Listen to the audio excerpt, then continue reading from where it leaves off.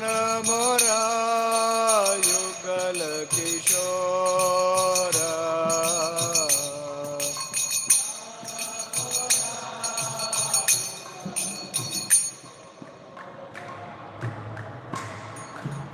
अद्वैता आचार्य बला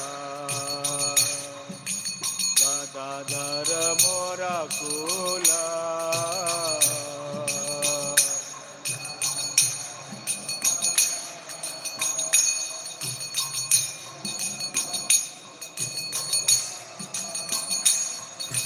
नर हरि विलासे मोरा नर हरि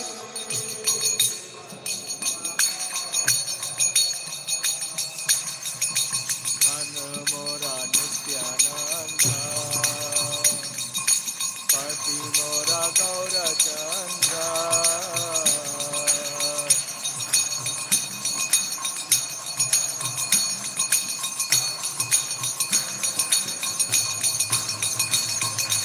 वैष्णवेरा पद धूली काहे मोरा स्नान केली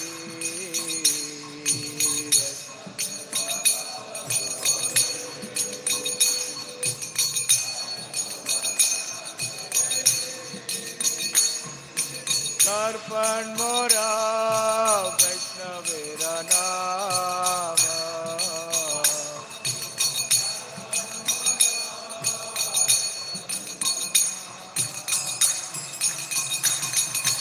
विचार कोरिया मने भक्ति रस आस्वादने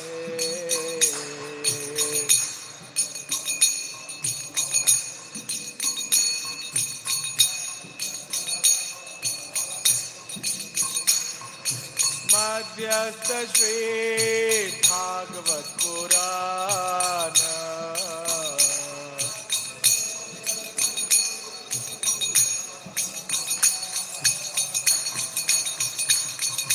धन मोरा नित्यानंद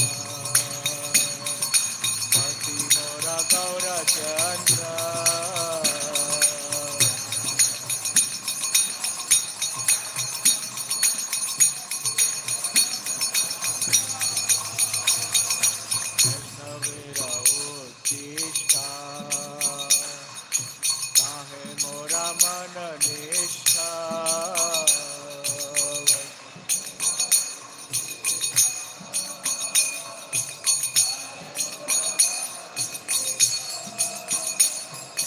वैष्णवेरा नाम ते उल्लास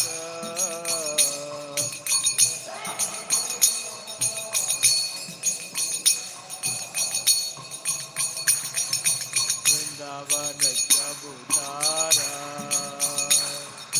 काहे मोरा मन घेरा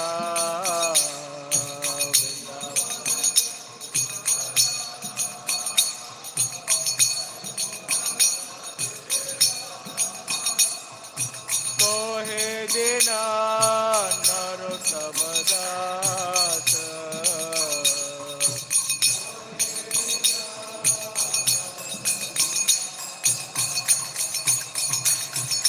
धन मोरा नित्यानंद पति मोरा गौरचंद्र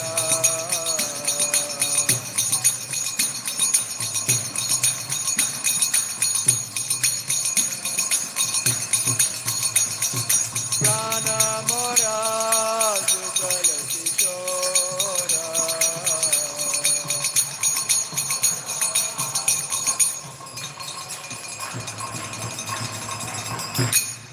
जय ओम विष्णुपाद परमहंस परिवाजकाचार्य अष्टोत्तर शत श्रीमद कृष्ण कृपा श्री मूर्ति अभय चरणारविंद भक्ति वेदांत स्वामी शिल प्रभुपाद की जय।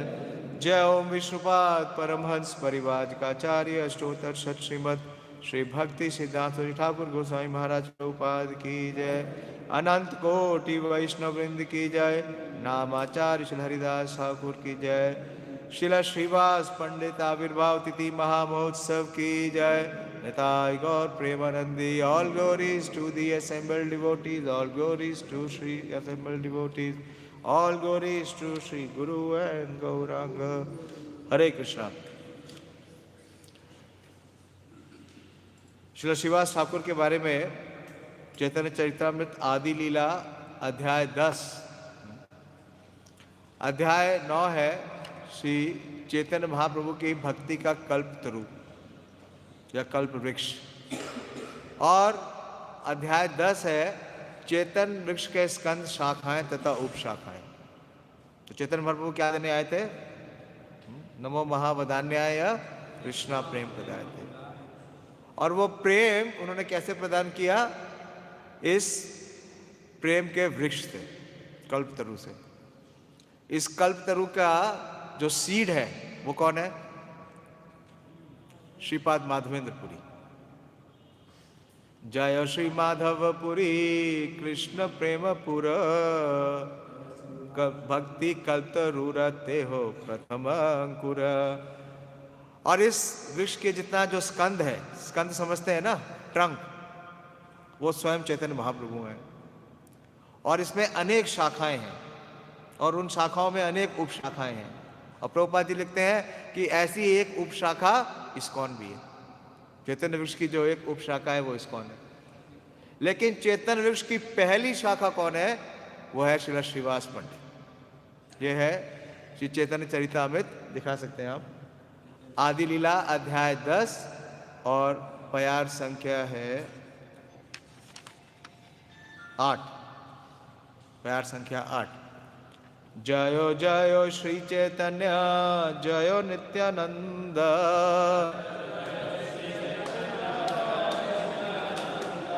जय द्वैत चंद्र जय गौर भक्त वृंद।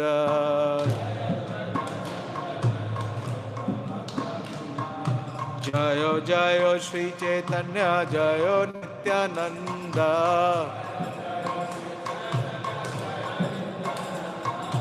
जय द्वैत चंद्र जय गौर भक्त वृंद।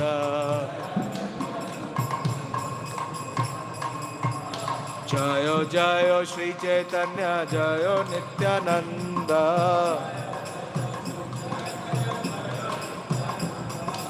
जय द्वैत चंद्र जय गौर भक्त वृंद।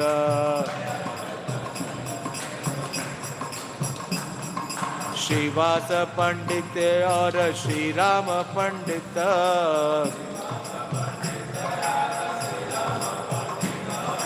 दुई भाई दुई शाखा जगत विदित।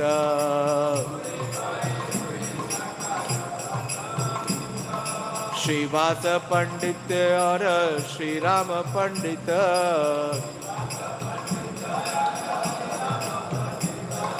दुई भाई दुई शाखा जगत विदित।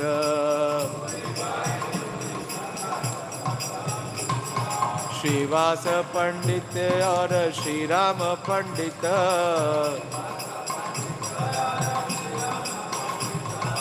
दुई भाई दुई शाखा जगत विदित। चैंट।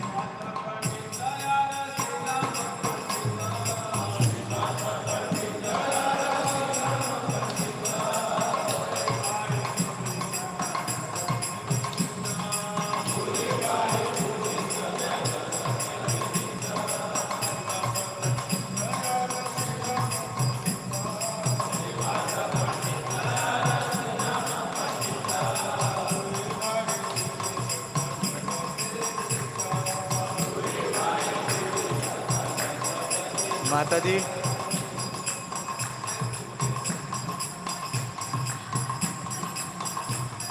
श्रीवास पंडित और श्री राम पंडित,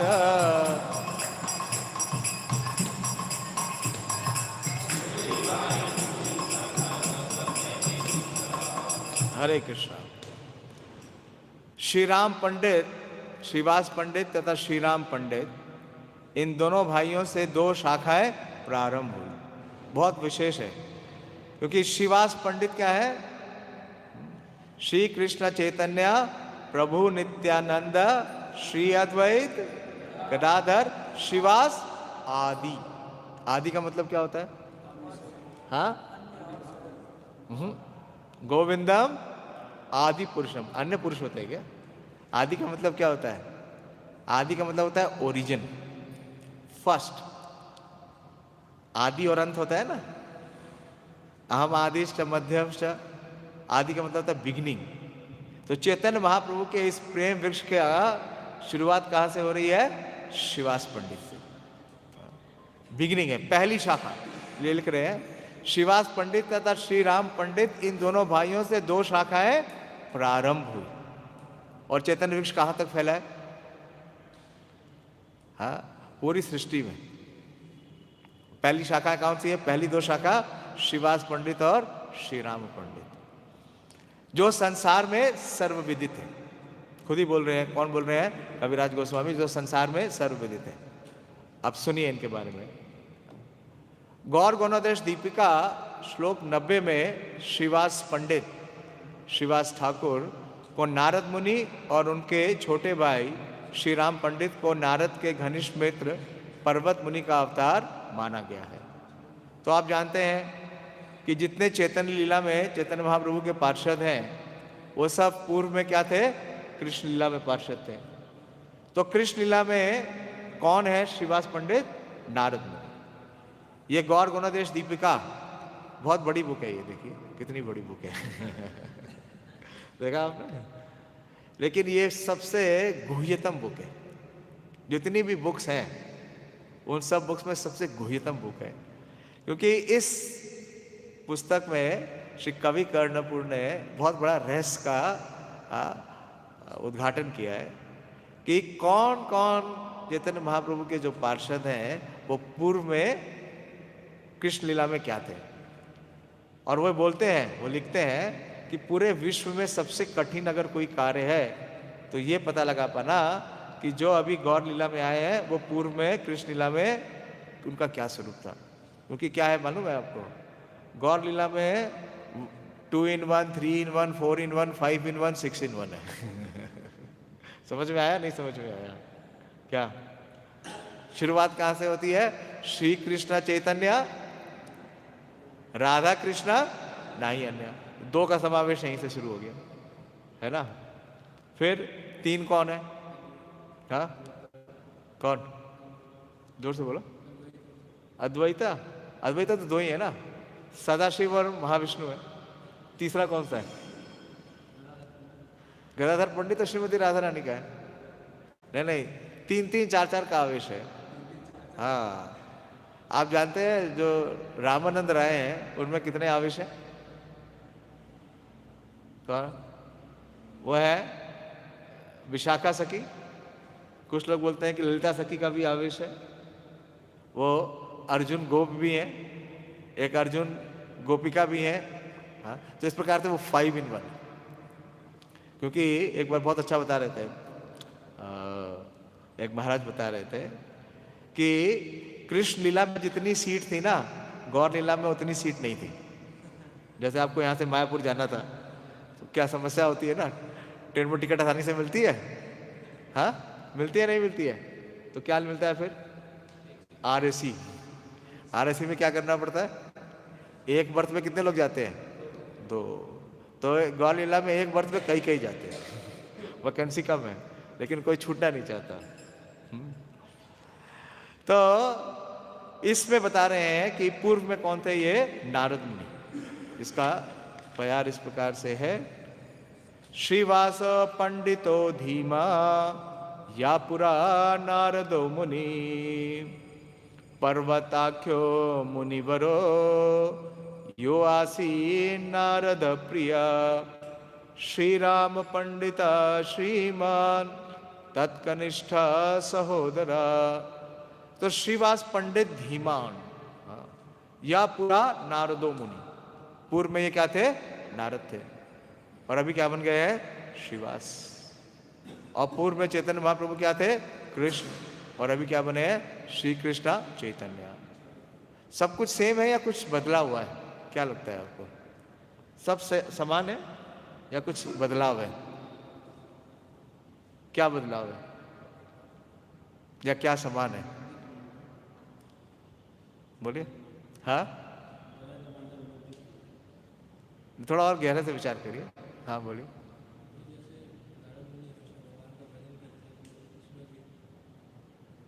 तो सेम हो गया। हाँ हाँ ठीक है, अच्छा है कि नारद मुनि क्या कहते हैं, नारद मुनि बजाए बिना राधिका रमन नामे, है ना।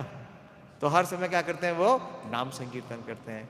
इसलिए क्योंकि वो नाम संकीर्तन करते आए, महाप्रभु के आविर्भाव से पहले भी उनके घर नाम संकीर्तन हो रहा था। चलो बहुत अच्छा है। फर्क क्या है, भेद क्या है? बहुत बड़ा भेद है। जैसे आपने सुना है ना कल्प भेद, यहां क्या भेद है, आश्रम भेद। नारद मुनि क्या है, सन्यासी, है ना। नारद मुनि क्या है, सन्यासी। और भगवान श्री कृष्ण द्वारकाधीश क्या है, गृहस्थ। यहां उल्टा हो गया, नारद मुनि क्या बन गए, गृहस्थ। और कृष्ण क्या लेंगे, श्री चैतन्य सन्यास लेंगे। ये डिफरेंस है। हाँ, ये डिफरेंस है। श्रीवास पंडित की पत्नी मालिनी को कृष्ण की धाय अंबिका का अवतार माना गया है। तो क्योंकि गृहस्थ बने हैं तो भार्या को स्वीकार की है, और उनकी भार्या भी कोई साधारण नहीं है। वो कौन है, मालिनी देवी। हाँ? चैतन्य लीला में मालिनी देवी है, और मालिनी देवी पूर्व में क्या थी, अंबिका थी। अंबिका और किलिंबिका दो नाम है, सुना है आपने। अंबिका है जो कृष्ण की धाय माँ थी। धाय माँ समझते हैं, जो बच्चे को, शिशु का पालन पोषण करती है, और धाय का मतलब है वो उसको दूध भी पिलाती है, अपने स्तन से दूध पिलाती है। तो बहुत विशेष है। तो मालिनी जी का रोल भी बहुत विशेष रहेगा, जिन्होंने भगवान कृष्ण को अपने स्तनों से दूध पिलाया था। और जैसा कि पहले बताया जा चुका है, देखिए बोर्ड पर लिखा है, श्री चैतन्य भागवत के लेखक ठाकुर वृंदावन दास की माता नारायणी जो श्रीवास पंडित की भतीजी थी। तो पूरा परिवार देखिए, इस परिवार के एक एक सदस्य का चैतन्य महाप्रभु के प्रति समर्पण और सेवा देखिए कितनी बड़ी बड़ी हुई है। तो मालिनी देवी कौन है, कृष्ण की धाएं है। लेकिन चैतन्य महाप्रभु तो वो सेवा स्वीकार नहीं करेंगे, लेकिन उनके भ्राता अग्रज नित्यानंद प्रभु स्वीकार करेंगे। वही रोल लेंगी वो मालिनी देवी। और टाइम मिलेगा तो चर्चा करेंगे। आपने क्या दिया, टाइम है थोड़ा ना, अनंत है, लेकिन देखेंगे 9:30 तक जितना हो जाएगा, 9:30 तक। तो ठाकुर वृंदावन दास की माता नारायणी वो क्या है, वो श्रीवास की भतीजी हैं। श्रीवास पंडित लोग 5 भाई हैं। अभी हम 4 की चर्चा कर रहे हैं, वास्तव में 5 भाई थे। तो जो सबसे बड़े भाई हैं उनका नाम किसको पता है? श्रीवास पंडित के सबसे बड़े भाई का, भ्राता का नाम क्या है? श्रीवास पंडित के एक ही बड़े भाई हैं। हाँ, नहीं, श्रीराम पंडित तो अनुज है। श्रीराम, श्रीनिधि और श्रीपति, ये तीनों अनुज है। हाँ, उनके अग्रज कौन है? श्री नलिन पंडित। और उनकी पुत्री का नाम है नारायणी देवी। और नारायणी देवी के जो पुत्र हुए वो कौन है? श्रील वृंदावन दास ठाकुर, जिन्होंने हमें क्या दिया? चैतन्य भागवत। श्रीवास पंडित की भतीजी थी, कृष्ण लीला में अंबिका की बहन थी। चैतन्य भागवत से पता चलता है कि महाप्रभु द्वारा संन्यास ग्रहण करने के बाद, जब महाप्रभु ने संन्यास ग्रहण कर लिया, तो श्रीवास पंडित ने भी विरहवश नवद्वीप छोड़ दिया और वे कुमारहट में रहने लगे। आप में से कोई गया कुमारहट? कुमारहट से एक और बहुत बड़े पर्सनैलिटी का आविर्भाव हुआ, जानते हैं? वहां पे है चैतन्य डोबा, नहीं सुना? चैतन्य डोबा कुमारहट से आए श्रीपाद ईश्वरपुरी। श्रीपाद ईश्वरपुरी का जो जन्म स्थान है वो है कुमारहट। अच्छा, अब दूसरा देखिए, दूसरा प्यार देखिए। श्रीपति श्रीनिधि गाएंगे नहीं। तारा दोई सहोदर, चारी भाई दास दासी ग्रहे परिकर। तो 2 भाई से बताया शुरुआत हुई। चैतन्य वृक्ष की जो पहली शाखा प्रारंभ हुई वो कौन कौन है? श्रीवास पंडित और श्रीराम पंडित। इसके अलावा भी इनके 2 और भाई हैं। इनके अन्य 2 भाइयों का नाम श्रीपति तथा श्रीनिधि है। इन चारों भाइयों तथा नौकरों और नौकरानियों को एक बृहद शाखा माना जाता है। देखिए किसका वर्णन आ रहा है। कभी ऐसा हुआ आपने देखा कि किसी चैतन्य महाप्रभु के पार्षद का नाम आ रहा है, उसके साथ नौकर नौकरानी का नाम आ रहा है? कहीं आता है? ये सबसे विशेष है श्रीवास पंडित का, क्योंकि चैतन्य महाप्रभु ऐसा वरदान देंगे, ऐसा वरदान देंगे जो किसी को नहीं दिए। बोले नौकर नौकरानी तुम्हारे यहाँ कुत्ते बिल्ली भी कृष्ण प्रेम प्राप्त करेंगे। ऐसे श्रीवास ठाकुर की सेवा है कि अगर कोई श्रीवास ठाकुर के घर में है, चाहे वो किसी भी योनि में है, किसी भी रूप में है, उसके ऊपर महाप्रभु की अपार कृपा है।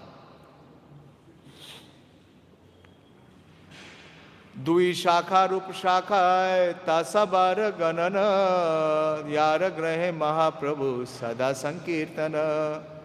इन दोनों शाखाओं से निकलने वाली उपशाखाओं की कोई गिनती नहीं है। हमारी इतनी उपशाखा निकली, उसमें से प्रभुपाद जी लिखते हैं एक तात्पर्य में कि एक उपशाखा क्या है, कौन है, लेकिन प्रारंभ कौन सा है, फर्स्ट शाखा कौन है, श्रीवास पंडित और श्री राम पंडित। श्री चैतन्य महाप्रभु नित्य श्रीवास पंडित के घर में संकीर्तन किया करते थे। ठीक है, तो वो स्थान क्या है, एक बार एक भक्त बहुत सुंदर बता रहे थे कि नामाचार्य तो कौन है, श्रीला हरिदास ठाकुर है, और कीर्तन आचार्य कौन है चैतन्य महाप्रभु की लीला में, श्रीवास पंडित, क्योंकि उनके घर में निरंतर संकीर्तन होता था। आगे बोलते हैं, चार भाई सवंशे करे चैतन्य सेवा गौर चंद्र बिना नाही जाने देवी देवा। अब इनकी विशेषता क्या है, इन चारों भाई की, इस पूरे वंश की, इस पूरे परिवार की क्या विशेषता है। ये चारों भाई तथा उनके पारिवारिक सदस्य श्री चैतन्य महाप्रभु की सेवा में पूरी तरह लगे रहते थे। इसके अलावा वो जीवन में कुछ नहीं करते थे। पूरा परिवार, चार भाइयों का परिवार, उनकी चारों की पत्नियां और उनके बच्चे और उनके नौकर नौकरानी, उन सबके पास केवल एक ही कार्य था। वो कार्य क्या था कि इनके चारों भाई तथा पारिवारिक सदस्य श्री चैतन्य महाप्रभु की सेवा में पूरी तरह लगे रहते थे। वे अन्य किसी देवी या देवता को नहीं जानते थे। तो भगवान भगवद गीता में कहते हैं कि जो वास्तव में भगवान के भक्त हैं, उनके लिए भगवान क्या कहते हैं, अनन्य चेता सततम। अनन्य, अनन्य भक्ति, भक्ति का जो परिकाष्ठा है वो क्या है, अनन्यता। अनन्यता का मतलब क्या है, प्रभुपाद जी ने एक बड़ा अच्छा वर्ड दिया इंग्लिश में, क्या नाम है उसका, अनअलॉयड। अलॉयड का मतलब समझते हैं, मिश्रण। भौतिक जगत में क्या है, हर चीज में मिश्रण है, कोई भी चीज शुद्ध है ही नहीं। हर चीज में अगर आप सतोगुण में भी जाएंगे तो भी क्या होगा, रजो का कुछ ना कुछ समावेश होगा, कुछ तमोगुण का भी समावेश होगा। कुछ भी चीज आप यहाँ देखिए इस जगत में क्या है, शुद्ध नहीं है। लेकिन एक ही परिस्थिति में आप शुद्ध हो सकते हैं, जब आप शुद्ध भक्ति करें। और वो शुद्ध भक्ति क्या है, अनन्यास चिंतयन्तो मां, अनन्य भक्ति। और इन चारों भाइयों की यही सबसे बड़ी उनकी क्वालिफिकेशन है कि चारों महाप्रभु के अनन्य भक्त है। लिख रहे हैं, गौर चंद्र बिना नाही जाने अन्य देवी देवा। चैतन्य महाप्रभु के अलावा वो किसी और देवी देवता को नहीं जानते थे। कई बार इस्कॉन में आप देखते हैं लोग आ भी जाते हैं, दीक्षा भी कर लेते हैं, लेकिन जब नवरात्रि आता है तो छुप छुप करके नवरात्रि करते हैं। करते हैं? पकड़ा है? या शिवरात्रि आता है तो जाके शिवरात्रि भी करते हैं या उसका उपवास रखते हैं। श्री श्री राधा दामोदर जी की जय, श्री श्री जगन्नाथ बलदेव सुभद्रा जी की जय, श्री श्री निताई गौर सुंदर की जय। तो ये बहुत बड़ी विशेषता है। इसी को स्थापित करने के लिए श्री चैतन्य महाप्रभु आए थे। श्रील रूप गोस्वामी क्या देते हैं भक्ति की अभिलाषा, भक्ति की परिभाषा, अन्य अभिलाषिता शून्य। अन्य अभिलाषिता शून्य में पहली बात क्या है कि ना जाने देवी देवा, किसी और देवी देवता की कोई उपासना नहीं करना।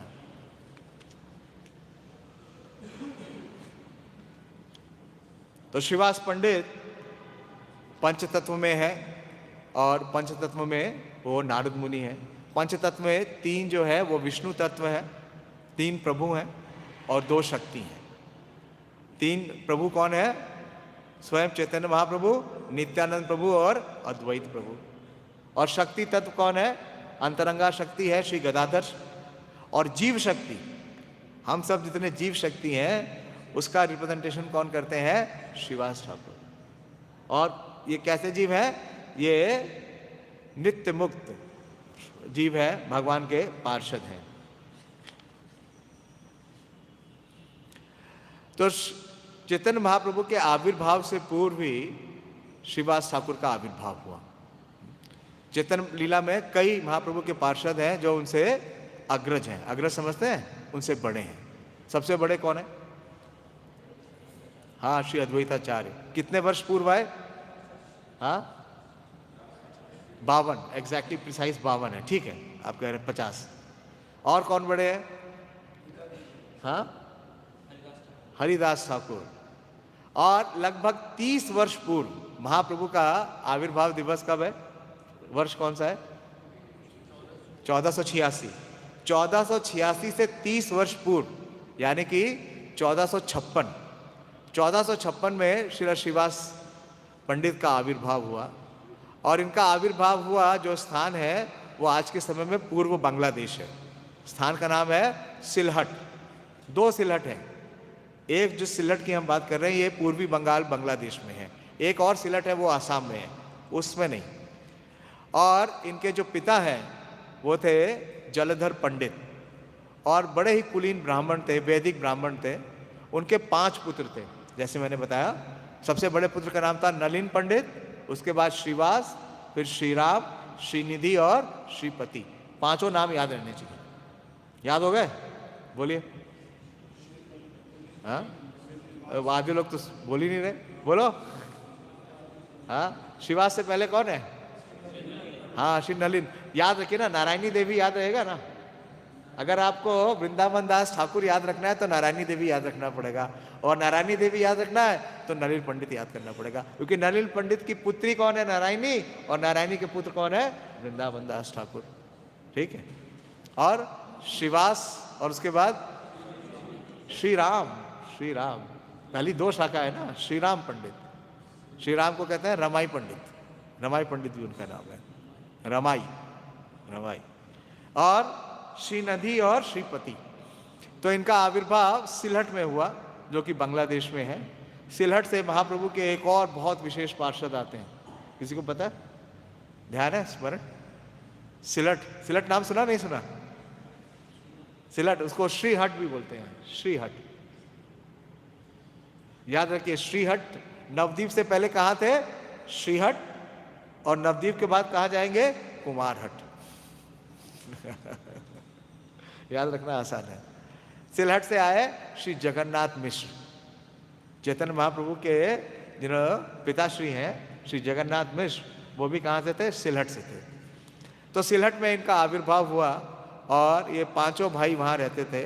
लेकिन जब नलिन पंडित का देह का त्याग हुआ, उस समय केवल 12 वर्ष के थे श्रीवास। तो जलधर पंडित ने क्या किया? उन्होंने वो स्थान छोड़ दिया, सिलहट छोड़ दिया, और अपने पूरे परिवार को लेके नवद्वीप आए। और नवद्वीप में वो चैतन्य महाप्रभु के जो स्थान है, जहाँ जगन्नाथ मिश्र का स्थान था, सची देवी का स्थान था, जिसको कहते हैं योगपीठ, योगपीठ के बिल्कुल समीप में आए। आप गए होंगे श्रीवास ठाकुर, श्रीवास आंगन में। तो श्रीवास आंगन और योगपीठ कितनी दूर है? हाँ, 100 मीटर भी नहीं, मुश्किल से 100 मीटर। तो उस स्थान पे आके रहने लगे। और जब इनका नवद्वीप में पदार्पण हुआ, जब ये नवद्वीप में आए, तो उस समय नवद्वीप पूरी तरीके से क्या था? जो शाक्त हैं, जो शाक्त लोग हैं या स्मार्त हैं, सारे पाषंडी हैं, उनका बोलबाला था। तो उस समय श्रीवास पंडित का जो स्थान है, श्रीवास पंडित का जो घर है, उसके बिल्कुल बगल में ही अद्वैत भवन है, बल्कि उसके अंदर ही है। अभी आज की डेट में अगर आप देखेंगे तो जहाँ श्रीवास आंगन है वहीं अद्वैत भवन भी है। तो अद्वैताचार्य वहीं पे निवास करते थे। और क्या करते थे? सारे जो भी उस समय वैष्णव थे वो सारे वहाँ पे एकत्र होते थे और अद्वैताचार्य जी से श्रीमद् भागवतम सुनते थे। और ये चारों भाई संकीर्तन करते थे। चैतन्य महाप्रभु के आविर्भाव होने से कितने साल पूर्व? 12 वर्ष बाद आए ना, कितने साल पूर्व हो गया? 18 वर्ष पूर्व, 18 वर्ष पूर्व। सर्वकाले चारी भाई गाए कृष्ण नाम, त्रिकाले करे कृष्णा पूजन गंगा स्नान। तो ये चारों भाई का 3 काम था कि निरंतर कृष्ण नाम का संकीर्तन करना तीनों काल में, और कृष्ण की पूजा करना और गंगा का स्नान करना। और ये दिन रात कीर्तन करते थे, तो इनके जितने पड़ोसी हैं वो सब इनसे बहुत दुखी रहते थे, क्योंकि कीर्तन का जो मधुर ध्वनि है वो जो पाषंडी लोग हैं उन्हें पसंद नहीं है। मालूम है ना, एक बार हमें मोहन प्रभु बता रहे थे कि जो पंचशील टेम्पल है हमारा पंचशील टेम्पल देखा है ना, पंचशील, वहाँ आसपास के लोग कीर्तन नहीं करने देते। आज भी ऐसी स्थिति है, आप कीर्तन नहीं कर सकते। आप कीर्तन करेंगे कि रेजिडेंट वेलफेयर वाले पुलिस बुला लेते हैं। तो एक आदमी वहाँ पे बहुत विरोध करता था, और वो पता नहीं क्यों, क्योंकि पूर्व जन्म में बहुत बड़ा असुर होगा, पापी होगा, हाँ, तो वो विरोध करता था, वो कीर्तन नहीं करने देता था। तो उसके परिवार वालों ने उसको समझाया कि आप ऐसा मत करो, इससे बेटर क्या करते हैं, हम लोकेशन चेंज कर देते हैं, हम पंचशील का मकान बेच देते हैं, हम किसी दूसरे स्थान में चले जाएंगे, वहाँ रहेंगे, वहाँ तो हरे कृष्ण वाला नहीं होंगे। तो उन्होंने वो मकान बेच दिया और नोएडा में स्थान ले लिया। और जब वो नोएडा में रहने लगे, मकान बना के रहने लगे, कुछ साल बाद बगल में नोएडा में मंदिर आ गया। तो परंपरा कहाँ से चली आ रही है? महाप्रभु के समय से चली आ रही है। जब भी आप कीर्तन करेंगे तो विरोध करने वाले कुछ जरूर मिलेंगे। आप नगर संकीर्तन के लिए भी जाएंगे तो लोग आएंगे, बोलेंगे ये क्या कर रहे हो, क्यों कर रहे हो, हाँ, वो कुछ ना कुछ विरोध करने का प्रयास करेंगे। तो ये सब विरोध करते रहते थे और बोलते थे कि ये चारों भाइयों को देखो, हाँ, ये लोग कुछ काम धंधा तो करते नहीं है, दिन रात खाली कीर्तन करते हैं और रात को भी सोते नहीं है। सोते क्यों नहीं है? क्योंकि खाने को कुछ मिलता नहीं है, भूखे रहते हैं तो चिल्लाते हैं। तो इस प्रकार से वो लोग बोलते हैं और बोले हम क्या करेंगे, इनका घर समेत उठा करके गंगा में फेंक देंगे। तो इस प्रकार से प्रताड़ित करते थे। लेकिन चारों भाई उससे जरा भी प्रभावित नहीं थे और बड़ी श्रद्धा के साथ वो दिन रात कीर्तन करते थे।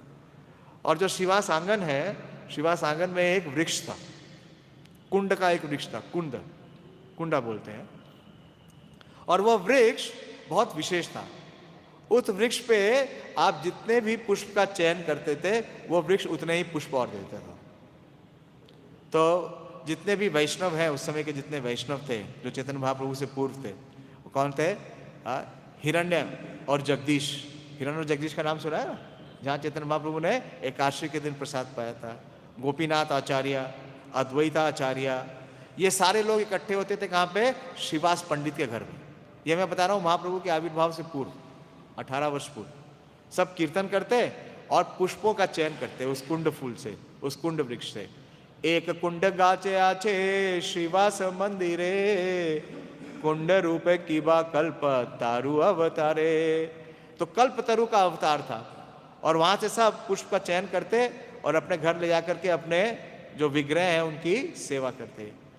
चारी भाई श्रीवास मिलिया निजे घरे, निशा होइले हरि नाम गाए उच्च स्वरे। तो इस प्रकार से महाप्रभु के आविर्भाव से पूर्व ही ये चारों भाई किसमें लगे हुए थे? संकीर्तन में लगे हुए थे। और चैतन्य महाप्रभु को अवतरण करने के लिए हमने सुना है कि सबसे बड़ा योगदान किसका था? हाँ, श्री अद्वैताचार्य का। हम यही सुनते हैं कि अद्वैताचार्य की वजह से चैतन्य महाप्रभु का आविर्भाव हुआ। लेकिन चैतन्य महाप्रभु क्या बोलते हैं? चैतन्य महाप्रभु बोलते हैं कि मैं तो आराम से सो रहा था, लेकिन अद्वैता ने और आपने, श्रीवास ने, तोरा उच्च संकीर्तन नाडा रे हुंकारे, छाड़िया वैकुंठ आइनु सर्व परिवारे। जब महाप्रभु आविर्भाव करते हैं तो उसके बाद वो संकीर्तन स्थली कहाँ बनाते हैं? अपना हेडक्वार्टर कहाँ बनाते हैं? शिवास आंगन। महाप्रभु ने नहीं बनाया, वास्तव में वो पहले से ही था। नवदीप में अगर संकीर्तन का कोई स्थान था तो वो क्या था? शिवास आंगन। और महाप्रभु ने कहा कि तुम्हारे उच्च संकीर्तन से और नाडारा हुंकारे, नाड़ा किसको बोलते हैं? अद्वैताचार्य का। नारा का मतलब समझते हैं? भक्ति सिद्धांत सरस्वती ठाकुर देते हैं, वो नारा है, नार। और नार का मतलब है जल से। तो जल में कौन शयन करते हैं? महाविष्णु। महाविष्णु है वो। तो नारारा हुंकार है। तो महाप्रभु के आने के दो कारण हैं। एक तो है श्रीवास ठाकुर और उनके भाइयों द्वारा किया गया कीर्तन, और दूसरा अद्वैताचार्य द्वारा किया गया हुंकार। अभी मैं रामभद्र प्रभु के साथ परिक्रमा कर रहा था, वहाँ दो स्थान पे दिख गए मुझे अद्वैताचार्य। देखा आपने? आपके स्थान पे लगा हुआ है। वो क्या कर रहे हैं? तुलसी दल मात्रे ना जले ना चुलुके न वा विक्रनीयते स्वयं आत्मानम। भगवान स्वयं क्या करते हैं? अपने को बेच देते हैं। पद्म पुराण में लिखा है कि जो तुलसी दल मात्रे ना जले ना चुलुके न वा विक्रनीयते स्वयं आत्मानम आत्मेभ्यो भक्त वत्सला। और संकीर्तन में, क्योंकि संकीर्तन कर रहे थे लगातार चारों भाई, तो चैतन्य महाप्रभु कह रहे हैं कि मुझे आविर्भाव होना पड़ा। तो इस प्रकार से मेरा कहने का अभिप्राय ये है कि महाप्रभु के प्राकट करने में बहुत बड़ा योगदान श्री श्रीवास पंडित का है, जिसके बारे में हम ज़्यादा चर्चा नहीं करते। और उनका जो श्रीवास आंगन है, जो उनका रेजिडेंस ऑफ प्लेस है, वो पहले से ही संकीर्तन स्थली था। वहाँ पे संकीर्तन होता रहता था। तो इस प्रकार से वहाँ पे संकीर्तन चलता रहता था। और चैतन्य महाप्रभु का जब आविर्भाव हुआ, तो जब चैतन्य महाप्रभु का आविर्भाव हुआ तो मालिनी देवी, वो सची माता की बहुत अच्छी क्लोज सखा थी, मित्र थी। और जब आविर्भाव हुआ तो श्रीमती सीता ठाकुरानी वहाँ पे आई, बहुत सारे भेंट और उपहार लेकर के। और वहाँ पे श्रीला कविराज गोस्वामी लिखते हैं कि मालिनी देवी भी गई। तो सची जगन्नाथ शिशु निमाई के जो सेवन करते थे, उनकी अपब्रिंगिंग करते थे, वो किसके निर्देशन में करते थे? वो मालिनी देवी और श्रीवास ठाकुर के निर्देशन में करते थे। और जैसे ही बड़े होने लगे निमाई, तो जब निमाई पौगंड लीला में आए, तो पौगंड लीला में आए तो उन्होंने किसका प्राकट किया? विद्यारा विलास। हाँ, अपने जो विद्या था उसका प्राकट किया। और इतने बड़े विद्वान थे कि बालक होते हुए भी बड़े से बड़े जो उस समय के दक्ष स्कॉलर्स थे उसको हरा देते थे। और कोई उनसे बात करते हुए डरता था, हर आदमी उनसे बात करते हुए डरता था, क्योंकि वो ऐसा तर्क प्रस्तुत करते थे कि हर एक को परास्त कर देते थे। कोई कुछ भी बोले परास्त कर देते थे। विशेष रूप से दो जनों को तो वो छोड़ते नहीं थे, दो तीन लोगों को। जानते हैं उनके फेवरेट अपोनेंट्स कौन थे? मुकुंद और श्री मुरारी गुप्त और गदाधर। तो सब दूर रहते थे। जैसे भक्ति सिद्धांत सरस्वती ठाकुर थे, उनसे जितने भी मायावादी हैं सब दूर रहते थे। एक बार गुरु महाराज बता रहे थे कि वो इस रास्ते से चलते थे तो सारे मायावादी उस रास्ते को छोड़ के भाग जाते थे, क्योंकि पकड़ लेंगे और बुरी तरह परास्त कर देंगे। तो पहली बार एनकाउंटर होता है श्रीवास पंडित का निमाई पंडित के साथ। तो जब श्रीवास पंडित ने देखा निमाई ने, तो उसने जो नॉर्मल कोर्स में जैसे वो बिहेव करते हैं वैसा बिहेवियर नहीं किया। उन्होंने नमस्कार किया, प्रणाम किया, और प्रणाम करने के बाद उन्होंने उनको देख के श्रीवास पंडित ने कहा, श्रीवास पंडित हंसिया शिवा से बोले, कहा देखी सुनी कटी चली आईला उद्धा तेरा चूड़ामणि। तो श्रीवास पंडित ने कोई उन्हें मतलब बहुत विशेष उपाधि नहीं दी। क्या उपाधि दी? उद्धा तेरा चूड़ामणि। चूड़ामणि का मतलब समझते हैं ना? चूड़ामणि का मतलब है जो श्रेष्ठ है। तो किसमें श्रेष्ठ है निमाई? उद्दंड। हाँ, उद्दंड का मतलब समझते हैं? जैसे बालक कोई बहुत बदमाश होता है तो उसको क्या बोलते हैं? उद्दंड। तो ये पहले व्यक्ति है नवद्वीप में। हाँ, इवन उनके जो गुरु थे गंगादास पंडित, वो भी कुछ नहीं बोल पाते थे, उनको भी परास्त कर देते थे निमाई। लेकिन पहली बार अगर किसी ने चेस्टाइज किया निमाई को, तो वो कौन है? श्रीवास पंडित। उन्होंने कहा कि उद्दंड चूड़ामणि, और बोलते हैं कि ये जो तुम इतना बखान कर रहे हो अपनी विद्या का, इसका क्या फायदा? हाँ, इतनी पुस्तकें पढ़ के, इतना शास्त्र जान के और इतनी विद्वता करने से क्या फायदा? कृष्णा भजिया कला की कार्य गोनाऊ, राति दिने निरवधि के हवे पढ़ाऊ। तो बोलते ये सब वेस्ट है, सारा तुम्हारा जीवन क्या है, वेस्ट है, तुम्हारी सारी शिक्षा वेस्ट है, तुम्हारा सारा स्कॉलरशिप वेस्ट है, क्योंकि इसका क्या फायदा। वेदेश्च सर्वेर अहमेव वेद्यो, वेदांत कृत वेद विदेव चाहम। अगर तुम भगवान के चरण तक नहीं पहुंचे, अगर तुम उनकी उपासना नहीं कर रहे हो, उनकी भक्ति नहीं कर रहे हो, तो ये सब बेकार है, ये सब किसी काम का नहीं है। तो जब ऐसा सुना तो नॉर्मली क्या है, जो निमाई है वो बहुत कस के प्रहार करते थे, हाँ, उसको परास्त कर देते थे। लेकिन पहली बार निमाई ने क्या किया, विनम्रता दिखाई और वो झुक गई और उन्होंने कहा कि यदि आपकी कृपा होगी, बोले तुम्हारे कृपा से ही होई बे निरस्त, कि आपकी कृपा से क्या है, जो आप कह रहे हो वो संभव हो जाएगा। तो इस प्रकार से पहली बार नवदीप में अगर किसी ने करेक्शन दिया निमाई पंडित को, तो वो कौन है, शिवास पंडित। और शिवास पंडित का बहुत सम्मान करते थे, बहुत आदर करते थे। और कुछ समय के उपरांत क्या हुआ, श्री जगन्नाथ मिश्र उन्होंने अपना शरीर का त्याग किया, देह त्याग दिया और वो वैकुंठ को गए। और जब वो वैकुंठ को गए तो उसके बाद कौन, जो निमाई है वो उनका श्राद्ध करने के लिए गया गए। और गया से जाके जब वापस लौटे निमाई, तो क्या हो गए, पूरी तरह परिवर्तित हो गए। जानते हैं ना, किससे मिले, श्रीपाद ईश्वरपुरी से। किबा मंत्र जिला गोसाई, किबा तारा बल, जपीते जपीते मंत्र होइला पागल। तो पागल हो गए। पागल किसमें हो गए, प्रेम में। प्रेम में ऐसा पागल होने का मंत्र हमें भी दिया है हमारे गुरु ने, लेकिन हम तो नहीं हो रहे। आप में से कोई हो गया तो मुझे बताइएगा।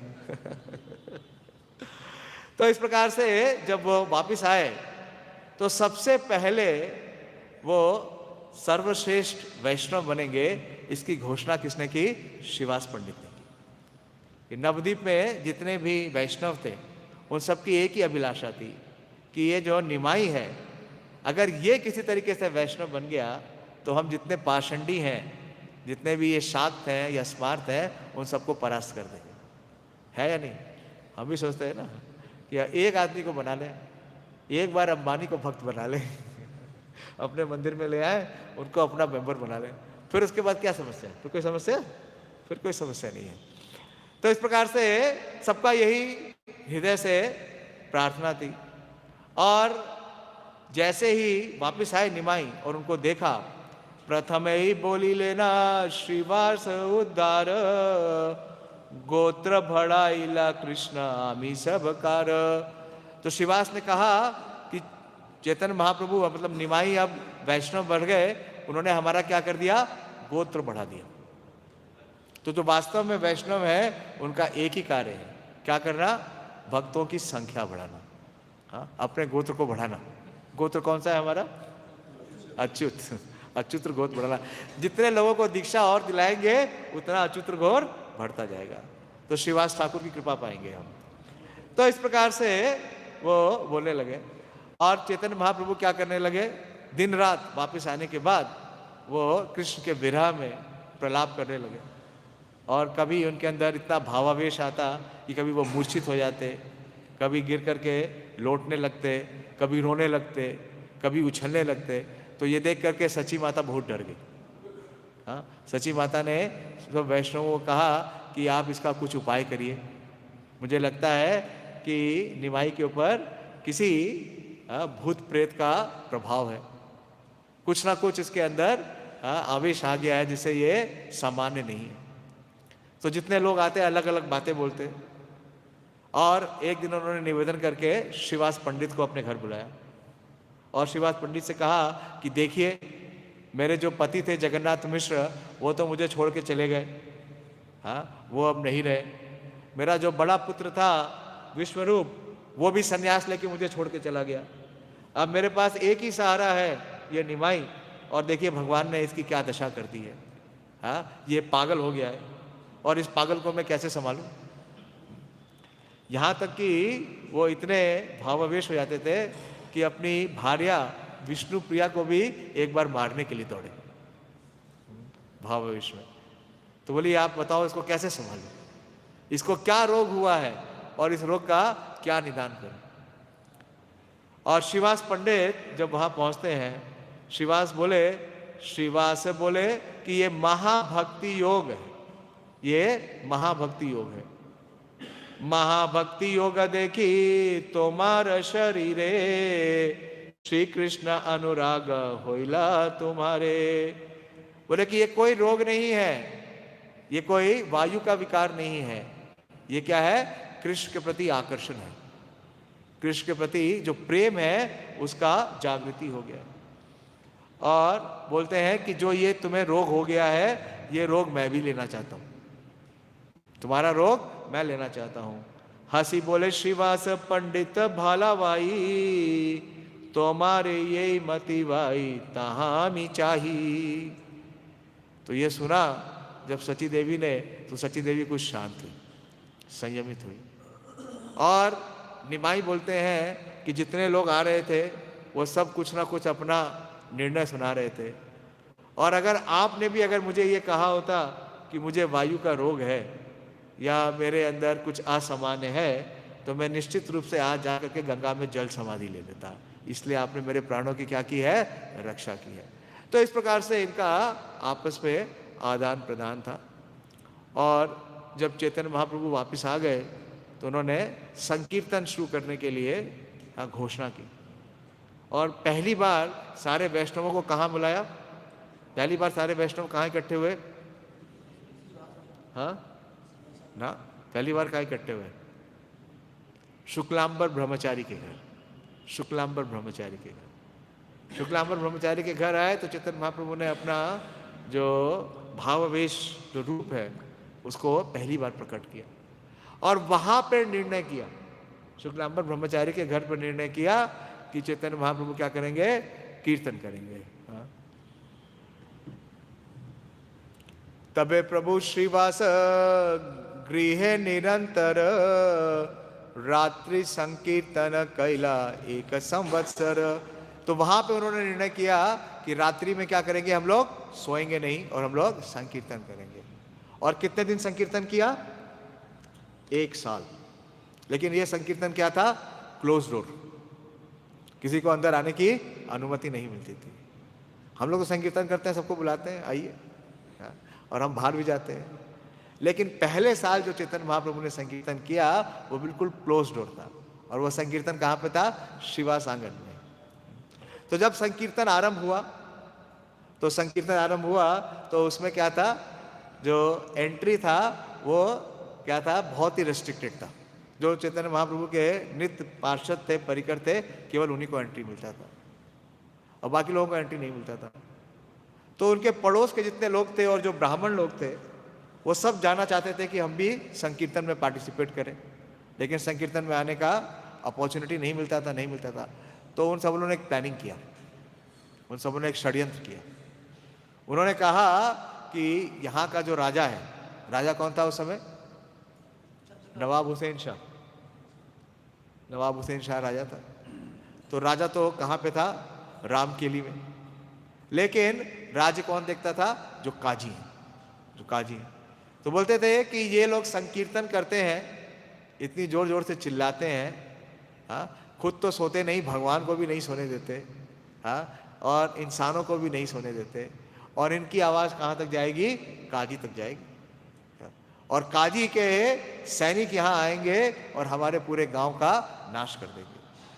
तो हमें क्या करना चाहिए कि इन चारों भाइयों को उठा करके गंगा में फेंक देना चाहिए, इनके घर को तोड़ देना चाहिए, जला देना चाहिए और इनका यहाँ से हस्तांतरण कर देना चाहिए, इन्हें निकाल देना चाहिए। तो इस प्रकार से ये कह करके वो बहुत भयभीत कर रहे थे, किसको, श्रीवास और उनके भाइयों को। तो जब ऐसी परिस्थिति हुई, माहौल बना दिया इस प्रकार से, और बोलने लगे कि अभी सैनिक आ रहे हैं नाव से, वो गंगा पार करेंगे और आप सबका संहार करेंगे, और आपके साथ साथ हम भी मारे जाएंगे, गेहूं के साथ घुन भी पिस जाएगा। तो ये जब सुना श्रीवास ने, तो श्रीवास वो पुकारने लगे नरसिंहदेव को, उग्रम वीरम महाविष्णु ज्वलंतम सर्वतोमुखम नरसिंहम भीषणम भद्रम मृत्योर्मृत्युम नमामि हम। पुकारा उन्होंने पुकारा तो चैतन्य महाप्रभु निमाई दौड़ते हुए आए। और क्योंकि सैनिकों का डर था कि सैनिक आ जाएंगे, तो शिवास ने क्या कर दिया था, सारे घर बंद कर दिए थे, सारे किवाड़ खिड़की सब बंद कर रखे थे।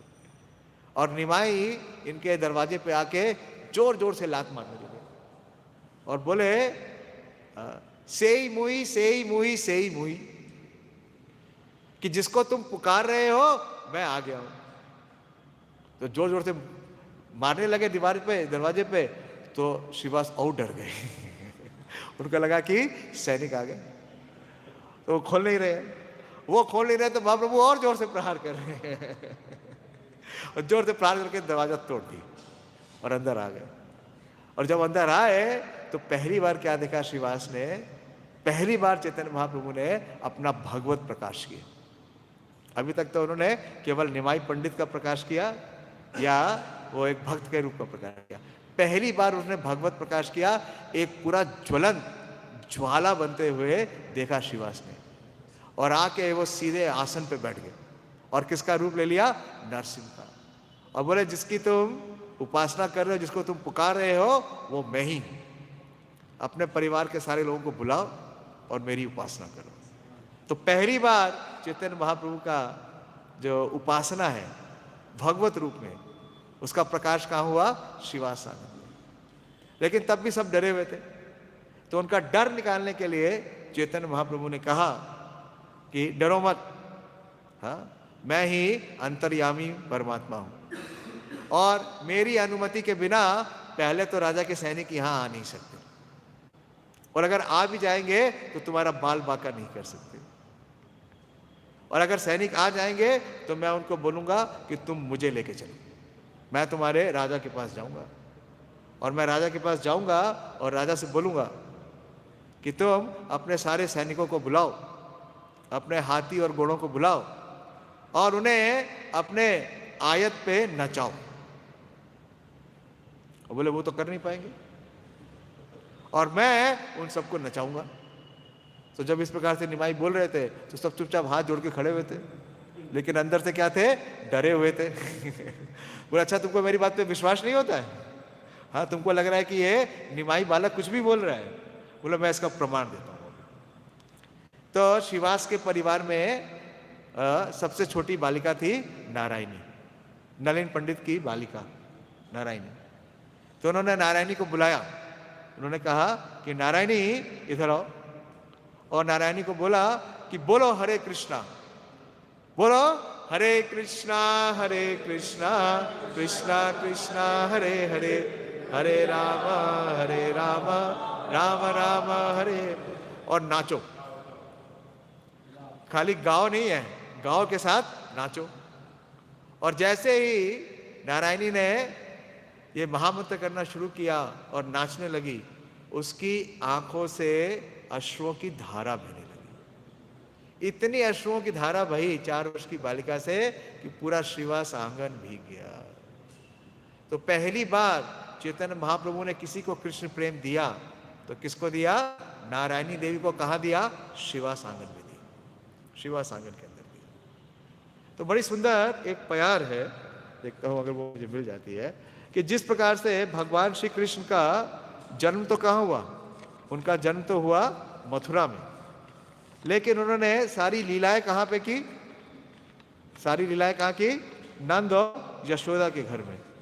उसी प्रकार से चैतन्य महाप्रभु का भी जन्म तो जरूर हुआ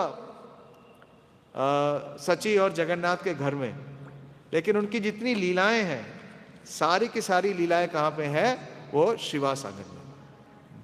तो इस प्रकार से उन्होंने अपना पहला कृष्ण प्रेम प्रदान किसे किया, नारायणी देवी को, श्रीवास आंगन के अंदर।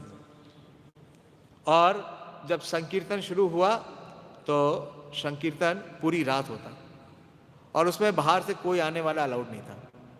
एक बार श्रीवास पंडित की जो सास है, सासू माँ, उन्होंने कहा मुझे भी कीर्तन देखना है। तो श्रीवास ने कहा कि कीर्तन देखना तो अलाउड नहीं है, चैतन्य महाप्रभु जिसको अलाउ करेंगे वही आ सकता है। तो बोली कोई बात नहीं, मुझे छुपा देना। तो श्रीवास ठाकुर ने क्या किया, एक बड़ी सी टोकरी ली और उस टोकरी के अंदर उनको बैठा दिया और ऊपर से ढक्कन लगा दिया कि कोई देख नहीं पाएगा। और जब चैतन्य महाप्रभु ने कीर्तन आरंभ किया तो महाप्रभु बोलने लगे कि मुझे आज इस कीर्तन में कोई आनंद नहीं प्राप्त हो रहा है। तो निश्चित रूप से यहाँ पे कोई एक ऐसा व्यक्ति है जिसको नहीं होना चाहिए। बताओ श्रीवास, तुम यहाँ किसे ले आए? हाँ? उसे यहां से निकाल दी। लेकिन श्रीवास ठाकुर की समर्पण देखिए उनके परिवार का। तो एक बार चैतन्य महाप्रभु अपने पार्षदों के साथ संकीर्तन कर रहे थे और संकीर्तन करते करते उनका जो पुत्र है, श्रीवास ठाकुर का एक ही पुत्र था, उस पुत्र को मृत्यु हो गई। वो काफी समय से बीमार था और उनकी मृत्यु हो गई। लेकिन श्रीवास ने ये बात महाप्रभु को पता नहीं होने दी। श्री वृंदावन दास ठाकुर इसका वर्णन करते हैं श्री चैतन्य भागवत में। यह है मध्यखंड और जो अध्याय है 25 कि कहिबा श्रीवासेर भाग्येर महिमा, यहाँ दास दासीरा भाग्येर नहीं सीमा। एक दिन नाचे प्रभु श्रीवास मंदिरे, सुखे श्रीवास आदि संकीर्तन करे। देव व्याधि योग ग्रहे श्रीवास नंदन, परलोक हई लेना देखी नारगन।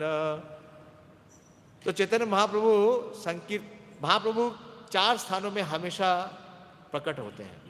जानते हैं 4 ऐसे स्थान हैं जिसको महाप्रभु कभी नहीं छोड़ते। जैसे आपने सुना है ना, वृंदावन परित्यजे पाद एकम न गच्छे। भगवान वृंदावन छोड़ के कहीं नहीं जाते। भगवान जब द्वारका जाते हैं या मथुरा जाते हैं तो कौन जाते हैं? वासुदेव कृष्ण जाते हैं। जो नंद नंदन है वो नहीं जाते। तो इसी प्रकार से 4 स्थानों पे चैतन्य महाप्रभु का सदा आविर्भाव। वो 4 स्थान कौन कौन से है? सचीरा आंगन है कि जितनी बार सची देवी चैतन्य महाप्रभु को भोग लगाते हैं, चैतन्य महाप्रभु स्वयं वहां प्रकट होकर उसको स्वीकार करते, प्रसाद पाते। और नित्यानंद नर्तने, जहां भी नित्यानंद प्रभु नृत्य करते हैं वहां चैतन्य महाप्रभु प्रकट हो जाते हैं। पानी हाटी जानते हैं? पानी हाटी स्थान, पानी हाटी में जब फेस्टिवल हो रहा था तो नित्यानंद प्रभु नृत्य करने लगे और नृत्य करके उन्होंने चैतन्य महाप्रभु का आह्वान कर लिया। नित्यानंद प्रभु के साथ चैतन्य महाप्रभु भी नृत्य करने लगे, दोनों नृत्य करने लगे। लेकिन सब नहीं देख सकते थे। यद्यपि से लीला करे गौरा राय, कौन कौन भाग्यवान देखी बारी पाए। और तीसरा है श्रीवास आंगन। श्रीवास आंगन में जब भी कीर्तन होता है तो वहां पे चैतन्य महाप्रभु उपस्थित रहते हैं। और चौथा है राघव भवने। अभी हम गए थे पानीहाटी में, राघव भवन। तो इन 4 स्थानों पे, यही 4 स्थान है महाप्रभु रे सदा आविर्भाव। और किस वजह से? प्रेमाविष्ट प्रभु, प्रेम के कारण महाप्रभु इन 4 स्थानों पर रहते हैं। तो क्यों रहते हैं? कि एक दिन नाचे प्रभु श्रीवास मंदिरे और सुखे श्रीवास आदि संकीर्तन करे। तो ऐसा निरंतर होता था कि महाप्रभु सुख से नाचते थे और श्रीवास क्या करते थे? कीर्तन करते थे। और एक दिन क्या हो गया कि एक देवी प्रकोप हुआ कि उनका जो श्रीवास नंदन है वो परलोक सिधार गया। परलोक हो लेना देखी नारी गण। और जो घर की स्त्रियां हैं वो सब देख करके बहुत जोर जोर से रोने लगी, विलाप करने लगी कि उनका पुत्र क्या हो गया? मर गया। आनंदे करे न नित्य श्री सची नंदन, अचंबिते श्रीवास ग्रहे उठली क्रंदन। तो जैसे इधर यहाँ पे श्रीवास आंगन में जो कक्ष था महाप्रभु का, वहां पे तो नृत्य हो रहा है और अंदर जहाँ पे स्त्रियां थी वहां पे क्रंदन हो रहा है क्योंकि पुत्र मर गया। तो जैसे ही थोड़ा सा क्रंदन की आवाज सुनी, सत्वरे आइला गृह पंडित श्रीवास, देखी पुत्र याई छे परलोकवास। तो अंदर दौड़ते हुए श्रीवास गए और देखा तो क्या पता चला कि उनका जो पुत्र है वो मर गया है और स्त्रियां विलाप कर रही हैं। परम गंभीर भक्त महातत्व ज्ञानी, स्त्री गणेर प्रबोधिता लागिला पानी। तो श्रीवास पंडित का रिएक्शन देखिए। उनका एक ही पुत्र था और वो मृत्यु को प्राप्त हो गया। वो क्या बोलते हैं, तुम्हारा ते सब जना कृष्ण महिमा, संवर रोदन सबे चित्त देह क्षमा, अंत काले सकृत सुनेला यार नाम, अति महापात कियो यह कृष्ण धाम। बोलने लगे कि तुम सब रोना बंद करो, रोने का कोई काम नहीं है। तुम्हें तो बहुत, तुम्हारा सौभाग्य है कि मरते समय उस जीव को चैतन्य महाप्रभु का कीर्तन सुनाई देगा। और अगर तुम अभी रोना बंद नहीं करोगी तो चैतन्य महाप्रभु के कीर्तन में व्यवधान हो जाएगा। और यह व्यवधान मुझे स्वीकार नहीं है, मैं स्वीकार नहीं करूंगा। अगर तुम नहीं मानोगी तो मैं अभी गंगा में जाके समाधि ले लूंगा। ये किसने कहा? श्रीवास ठाकुर ने कहा। और श्रीवास ठाकुर ने वो सबको चुप करा दिया। चुप करा करके वो बाहर आ गए और चैतन्य महाप्रभु अपना कीर्तन कर रहे थे। लेकिन कीर्तन करते करते उन्होंने कहा कि कहीं ना कहीं कुछ ना कुछ व्यवधान है जिससे मुझे आनंद नहीं अनुभव हो रहा है। तो उन्होंने पूछा अपने पार्षदों से कि क्या व्यवधान है। तो उनके पार्षदों ने कहा कि श्रीवास का इकलौता पुत्र क्या हो गया? मर गया। बोले कब मर गया? बोले 7.5 घंटा पहले मरा। कितनी देर पहले? 7.5 घंटा। तो उन्होंने श्रीवास को बुलाया और बोला कि तुमने मुझे कहा क्यों नहीं, कि आपने मुझे ये बताया क्यों नहीं? तो श्रीवास ने कहा कि एक पुत्र क्या, मेरे अनेक पुत्र भी हों और सब मारे जाएं तो भी मुझे कोई समस्या नहीं है, लेकिन आपकी सेवा में व्याधा नहीं आनी चाहिए। तो महाप्रभु ये सुन के रोने लगे। महाप्रभु ये सुन के रोने लगे और महाप्रभु ने कहा कि उस पुत्र को मेरे सामने ले आओ। और महाप्रभु ने उस पुत्र को कहा कि तुम क्यों श्रीवास के परिवार को छोड़ के चले गए? बहुत अच्छी शिक्षा है, लंबा है, मैं इतना ले नहीं पाऊंगा कि और भी कुछ प्रसंग है बताना चाहता हूँ। तो वो जो जीव आत्मा है वो वापस आ गई चैतन्य महाप्रभु के बुलाने से और उससे पूछा कि तुमने क्यों श्रीवास का घर छोड़ दिया, क्यों स्थान छोड़ दिया? बोला मेरा समय पूरा हो गया, मैं चल दिया। केवा पारपति सुत अनित्य संबंध कृता, चाहिले रखिता नारे तारे, कर्म विवाक फले सुता होए वासे कोले, कर्मशाय और रात्रि नारे। बोलते कौन किसका पिता है और कौन किसका पुत्र है, ये सब तो क्या है? ये सब अनित्य संबंध है। अगर किसी को किसी के साथ संबंध मिल रहा है तो उसका कारण क्या है? उसका कर्म है, उसका कर्म है। और कर्म के अनुसार जब जीवन समाप्त हो गया तो मैंने भी ये घर छोड़ दिया। तो इस प्रकार से ये शिक्षा मिलती है। और उसकी जब शिक्षा पूरी हो गई तो चैतन्य महाप्रभु ने कहा ठीक है कि तुम जाओ। चैतन्य महाप्रभु ने उस जीव को जाने दिया और उनके जाने के बाद चैतन्य महाप्रभु ने ये घोषणा की। चैतन्य महाप्रभु ने एक बहुत बड़ी घोषणा की श्रीवास आंगन में। श्रीवास आंगन में चैतन्य महाप्रभु ने कहा कि तुम्हारा तो एक पुत्र गया है, लेकिन आज से मैं और नित्यानंद हम दोनों तुम्हारे हमेशा के लिए पुत्र हैं। तो इस प्रकार से श्रीवास ठाकुर को उन्होंने ये वरदान दिया कि मैं और नित्यानंद हमेशा तुम्हारे साथ तुम्हारे पुत्र के रूप में रहेंगे। तो नित्यानंद प्रभु तो अवधूत हैं, उनको तो अवसर मिलना चाहिए। तो वो उन्होंने परमानेंट रेसिडेंस कहाँ बना लिया? श्रीवास ठाकुर का घर, और वहीं पड़े रहते। और कौन से प्रेम में थे वो? वात्सल्य प्रेम। नित्यानंद वहीं रहने लगे श्रीवास आंगन में और बाल्य भाव में रहते थे। नित्यानंद रही लेना श्रीवासेरा घरे, निरंतर बाल्य भाव अन्न ना ही स्फुरे। और नित्यानंद वैसे तो महाप्रभु से 10 साल बड़े हैं, लेकिन क्या करते थे? खुद से प्रसाद भी नहीं पाते थे। नालिनी देवी उनको अपने हाथ से खिलाती थी तो वो खाते थे। और कैसे रहते थे? हाँ, जैसे बालक रहते हैं। बालक कैसे रहते हैं? दिगंबर। वस्त्र भी नहीं पहनते थे।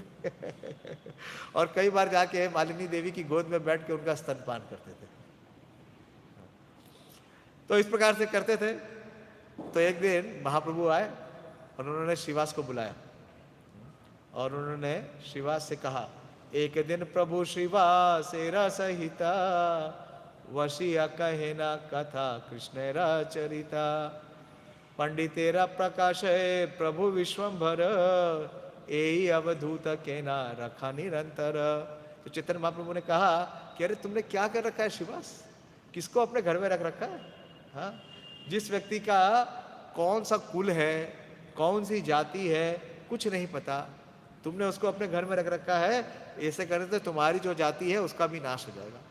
तुम क्या करो, इसको अपने घर से निकालो, बाहर निकालो इसको, नित्यानंद को बाहर निकालो। आपनारा जाति कुल यदि रक्षा चाहो, तबे झटे ही अब धुतेरा घुचाओ। अगर अपनी जाति और अपने परिवार का आप सम्मान चाहते हो तो इस अवधूत को यहाँ से अभी बाहर निकाल दो। Immediately get rid of him. तो चैतन्य महाप्रभु उसका क्या कर रहे थे, श्रीवास का परीक्षा कर रहे थे, टेस्ट कर रहे थे। तो ऐसा सुना श्रीवास ने, तो श्रीवास हंसने लगे और बोले कि महाप्रभु मेरी परीक्षा मत लीजिए, आप मेरी परीक्षा मत लिखिए। बोलते हैं फिर श्रीवास क्या बोलते हैं, श्रीवास बोलते हैं, दीने कहिए तुम्हारा भजे से ही मोरा प्राण, नित्यानंद तोरा देहे मोहा होते प्रमाण। तो श्रीवास ठाकुर बोलते हैं कि किसी ने अगर जरा सा भी आपका सेवा कर दिया, if anyone worships you for a day, he is my life and soul, से ही मोरा प्राण। मैं देखता था हमारे गुरु महाराज का, श्रीला गोपाल कृष्ण गोसाई महाराज का, अगर किसी ने जरा सी भी श्रीला प्रभुपाद जी की सेवा की है उनके मूवमेंट में, तो गुरु महाराज उसके प्रति बड़े ही कितार्थ रहते थे। एक बार हमारा एक सब्जी वाला है, बुक डिस्ट्रीब्यूशन में मैंने सब्जी वाले को भी बोला था तुम 500 गीता करो, और वो इतना उत्साहित हुआ, वो सब जगह आज़ादपुर इधर उधर घूम घूम के उसने लगभग 350 गीता कर दी। तो जब अवार्ड डिस्ट्रीब्यूशन हुआ तो मैंने उसको स्टेज पे बुलाया और गुरु महाराज से मिलाया, और मैंने कहा महाराज ये हमारा सब्जी वाला है, इसने भी 300 से ज़्यादा गीता की है। महाराज इतने प्रसन्न हुए। उस समय प्रभुपाद के डिसाइपल भूरिजन प्रभु आए हुए थे। महाराज उसका हाथ पकड़ के उसको भूरिजन प्रभु के पास ले गए और बोले, you know he has distributed more than 350 books of Prabhupada। तो यहाँ पे श्रीवास बोल रहे हैं कि आपका अगर कोई सेवा या भजन एक दिन भी कर देगा तो वो मेरा प्राण है, और नित्यानंद तो आपका देह है, नित्यानंद इज योर बॉडी, तो आप मेरी इस प्रकार से परीक्षा क्यों कर रहे हो? और फिर श्रीवास ने कहा, श्रीवास ठाकुर बोलते हैं कि मदिरा यावनी यदि नित्यानंद धरे, जाति प्राण धन यदि मोरा नाश करे। कि अगर नित्यानंद क्या करते हैं, अगर मदिरालय में भी चले जाते हैं और मदिरा का पान करते हैं, और यदि यवनी, यवनी का मतलब समझते हैं ना, वेश्या, अगर चाहे वो मदिरालय में चले जाएं, चाहे वो वेश्यालय में चले जाएं, चाहे मेरी जाति का नाश हो जाए, चाहे मेरा प्राण चला जाए, तब तथापि ना छाड़ी बे आमी सत्य सत्य तुम्हार कही लीनो एक कथा।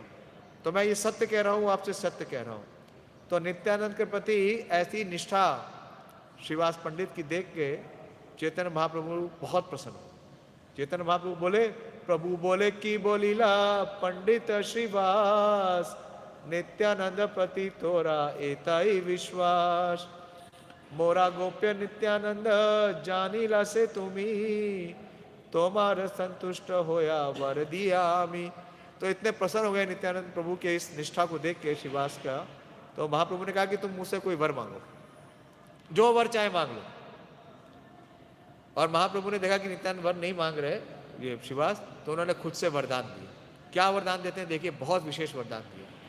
बोले, यदि लक्ष्मी भिक्षा करे नगरे नगरे, तथापि दर्द थोड़ा नाही बेका घरे।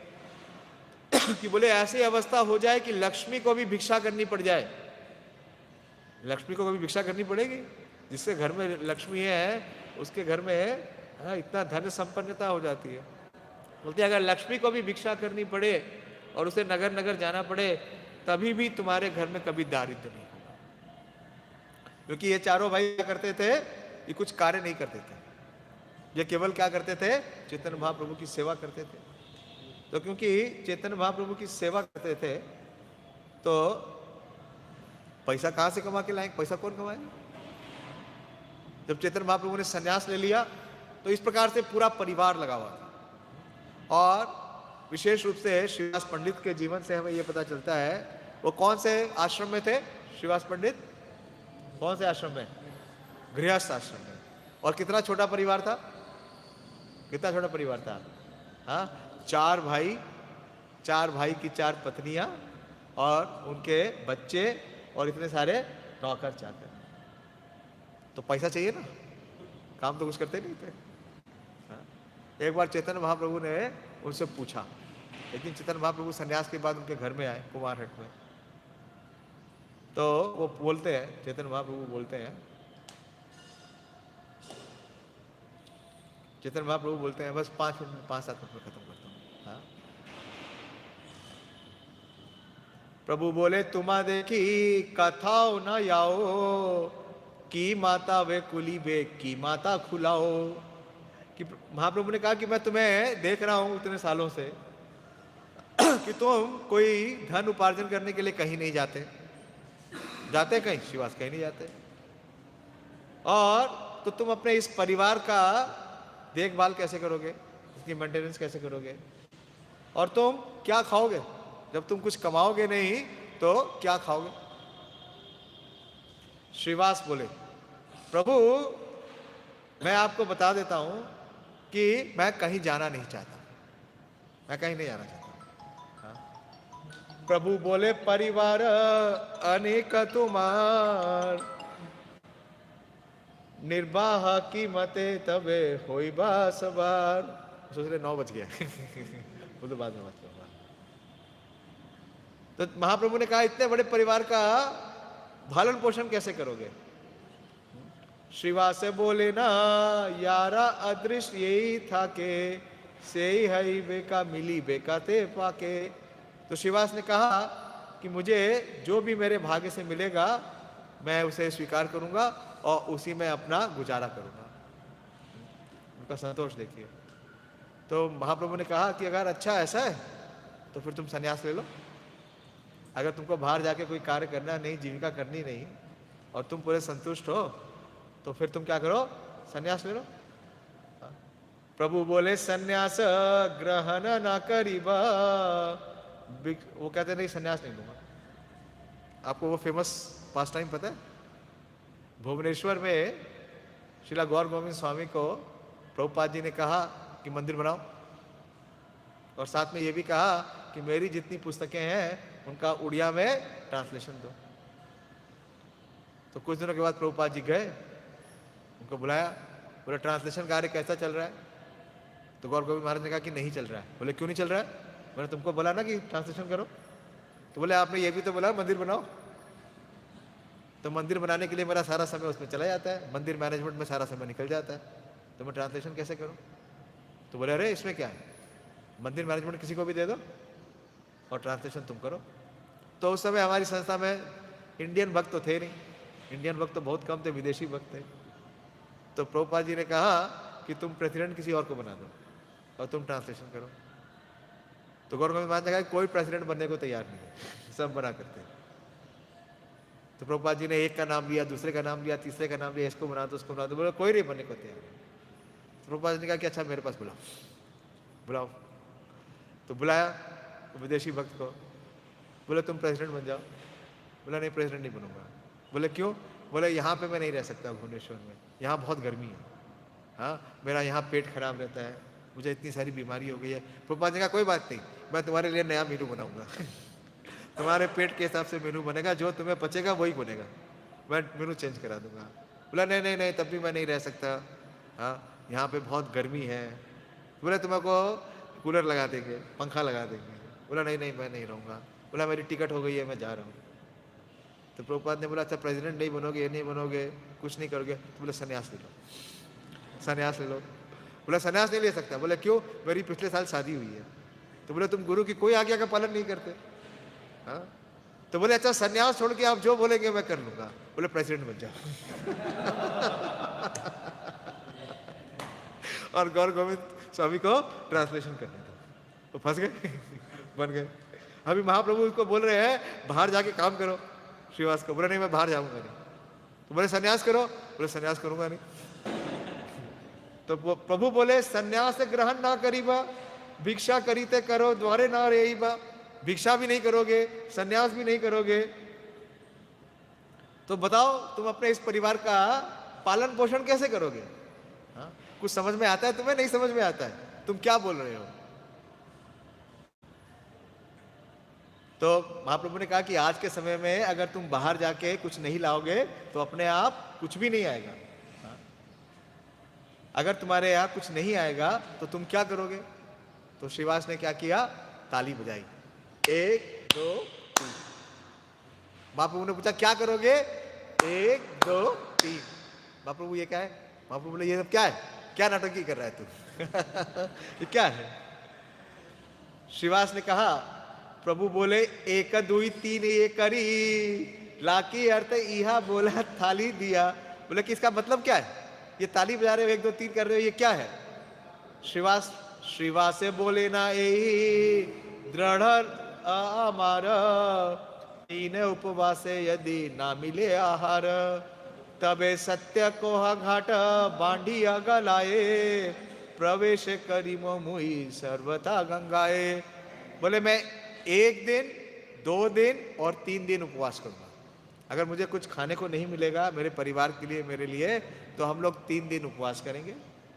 और अगर तीसरे दिन भी कुछ नहीं आया तो गले में मटका लटका करके गंगा में प्रवेश करेंगे और जल समाधि लेंगे। तो ये जब सुना चैतन्य महाप्रभु ने, ए मात्र श्रीवासेर सुनी अवचन, हुंकार करिया उठे सचिरानंदन। प्रभु बोले की बोलीला पंडित श्रीवास, तोरे के अन्य जानिया होई बा उपवास। यदि कदाचित लक्ष्मी भिक्षा करे, तथापि दरिद्र नहीं बतोरे घरे। दोबारा बोला, 2 बार बोला चैतन्य महाप्रभु ने। पहले कब बोला? नित्यानंद निष्ठा में। और दोबारा बोले कि ऐसा कभी होगा ही नहीं कि तुम्हारे घर में कभी दारिद्र हो सके। तो चैतन्य महाप्रभु के जितने गृहस्थ भक्त हैं उन्हें सांसारिक लोगों की तरह नहीं बनना चाहिए। तो ये प्रिस्क्रिप्शन है। महाप्रभु बहुत प्रसन्न हुए और उन्होंने बहुत सारे श्लोक बोले। उन्होंने कई तरीके से श्रीवास की ग्लोरिफिकेशन किया। बोले मामलीला पुष्टि लागी तुम्हारा संसार, शिक्षुक ग्रहित गृहस्थ जाने तुम्हारा आचार। बोले कि मेरी जो लीला है उसकी पुष्टि के लिए, मतलब मेरे इस संकीर्तन आंदोलन के लिए तुमने अपना पूरा परिवार दे दिया। मानस देह गेह जो किछु मोर, अर्पिलु तुआ पदे नंद किशोर। गाते तो है हम सब, लेकिन करता कौन है? श्रीवास पंडित बोल रहे हैं कि ये सारे गृहस्थों के लिए बहुत बड़ी शिक्षा है। तब प्रेम बधामी नित्यानंद, आमी दुही सुता जानी भजन आनंद। भक्ति रे तुम्हारा राई अमी चिर दिन, तव शुद्ध भवि तुम्हार शनरा मरण। तो चैतन्य महाप्रभु ने कहा कि आपका जो जीवन है वो बाकी गृहस्थों को शिक्षा देने के लिए, कि किस प्रकार से अपना सारा जीवन और अपना सारा परिवार भगवान की सेवा में लगा सकते हैं। तो ये है श्री श्रीवास ठाकुर। ऐसे श्रीवास ठाकुर का आज हमें आश्रय लेना चाहिए। एक बड़ा सुंदर भजन है श्रीवास अष्टकम, सुना है आपने? श्रीवास ठाकुर के गुणगान का श्रीवास अष्टकम है। उसमें लिखा है आश्यामी श्री श्रीवासम तम आद्यम पंडितम मुदा, शुक्लांबर धरम गौरम गौरव भक्ति प्रदायकम। तो चैतन्य महाप्रभु की भक्ति को प्रदान करने वाले कौन है? शिला श्रीवास ठाकुर। ऐसे शिला श्रीवास ठाकुर का आज आश्रय ले। और इनके आश्रय में आने का मतलब क्या है? इनके आश्रय में आने का मतलब है कि अगर आप किसी भी निम्न योनि में भी गए हैं, प्रभुपाद जी लिखते हैं जब इस चैतन्य वृक्ष का प्रभुपाद जी विवरण देते हैं, चैतन्य वृक्ष के स्कंद शाखा दिखाइएगा, बोर्ड पे देखा जी, लास्ट है, यहीं कंक्लूड कर रहा हूं। खोलो खोलो, अरे देखो शिवास आंगन की क्या महिमा है, हा? हम लोग सुनते हैं लेकिन हमारे हृदय में बहुत कम प्रभाव होता है। चमत्कार देखिए शिवास आंगन का क्या है। महाप्रभु बोल रहे हैं कि शिवास ठाकुर के घर में कुत्ते तथा बिल्लियों को भी मोक्ष लाभ प्राप्त हुआ। बिल्लियां, कुत्ते तथा अन्य पशु को भक्ति बनने की आशा नहीं की जाती, किंतु शुद्ध भक्त की संगति में इनका भी उद्धार हो जाता है। और इसका प्रमाण कौन है? शिवास ठाकुर। हाँ, श्री शिवास ठाकुर आविर्भाव तिथि महामहोत्सव की जय, श्री चैतन्य चैतामृत की जय, श्री चैतन्य भागवत की जय, निताई गौर प्रेमानंदी, हरि हरि बोल। हरे कृष्णा।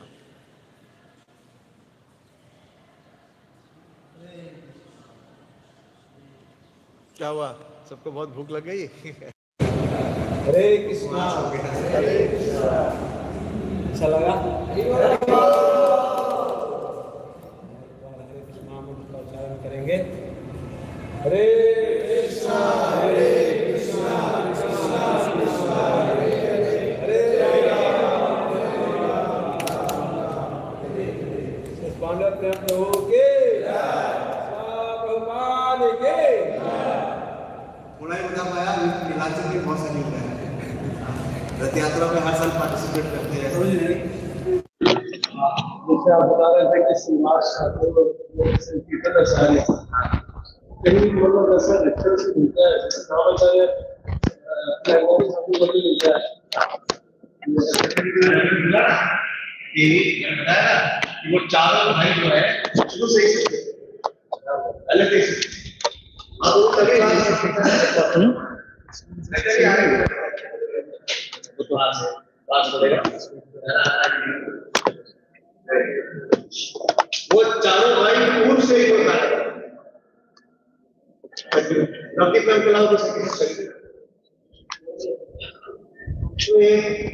समाज संकीर्तन आचार्य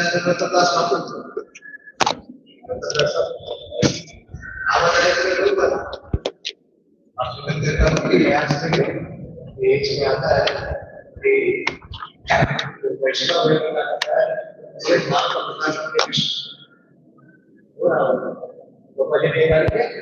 अच्छा ठाकुर ने राम आचार्य है, राम की महिमा किसके सामान्य